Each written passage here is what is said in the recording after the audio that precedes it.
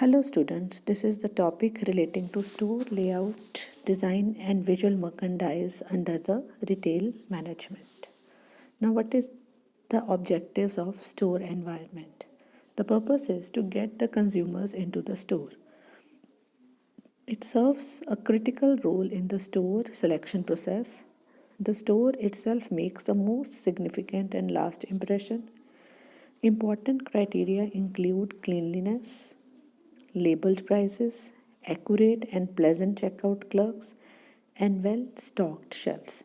And once they are inside the store, convert them into customers buying merchandise.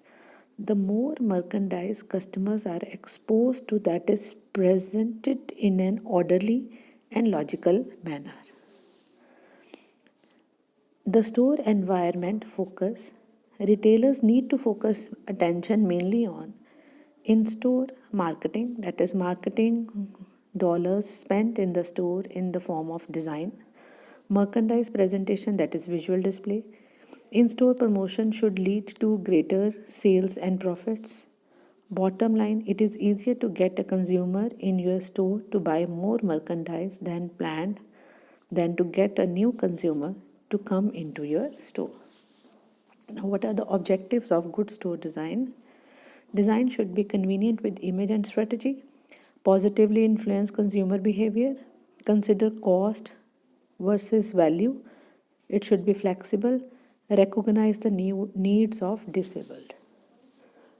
Types of floor space in store: backroom, receiving area, stack room, departmental store 50%, small specialty 10%, general merchandise stores 15 to 20% depending upon the requirement.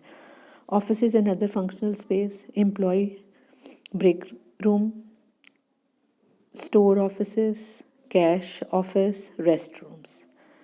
Aisles, service areas and other non-selling areas, moving shoppers through the store, dressing rooms, layaway areas, service desk, customer service facilities. Merchandise space, floor, wall. Store layout and traffic flows. It creates straight lines leading to key focus. Visual vistas, ease of finding merchandise versus varied and interesting layout, giving customers adequate space to shop. Now, the different types of design. Firstly is the grid straight design. It is best used in retail environment in which majority of customers shop the entire store. But it can be confusing and frustrating because it is difficult to see over the fixtures to other merchandise. It should be employed carefully, forcing customers to back of large store may frustrate and cause them to look elsewhere. Most familiar example are supermarkets and drugstores. Next is curving racetrack design.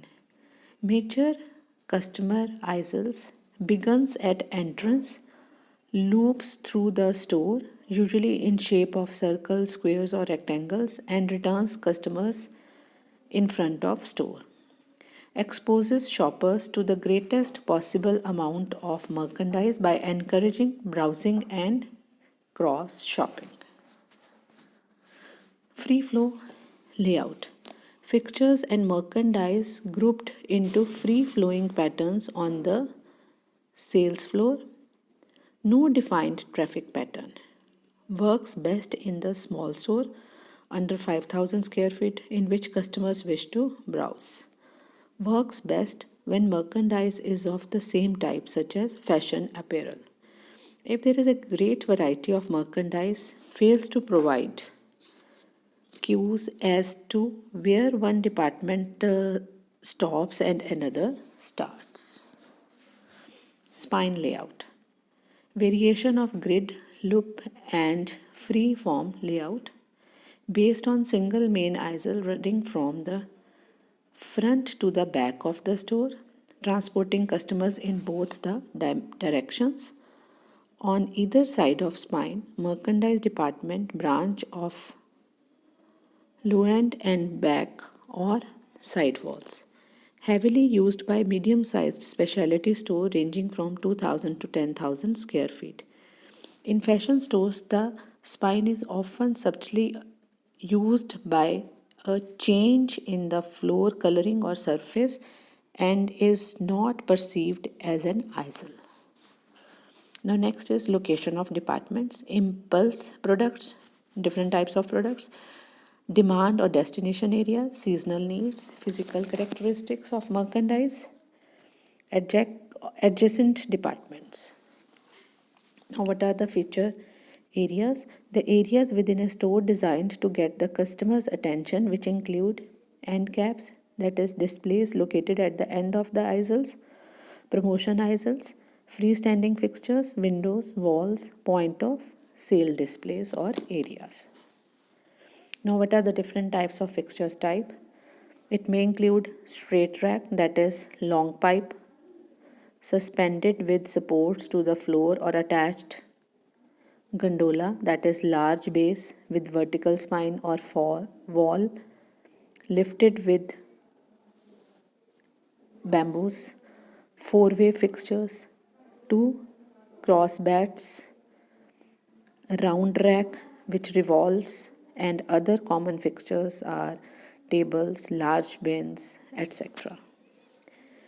Next one is wall fixtures. To make stores wall merchandisable, wall usually covered with the skin that is fitted and vertical columns of the notches similar to those on a gondola, into which variety of hardware can be inserted, can be merchandised much higher than floor fixture. Merchandise display planning.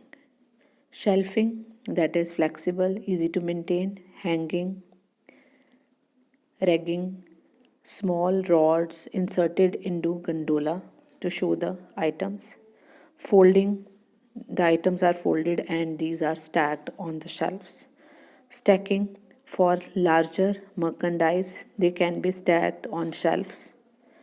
Dumping, large quantity of small merchandise can be dumped into the basket or bin.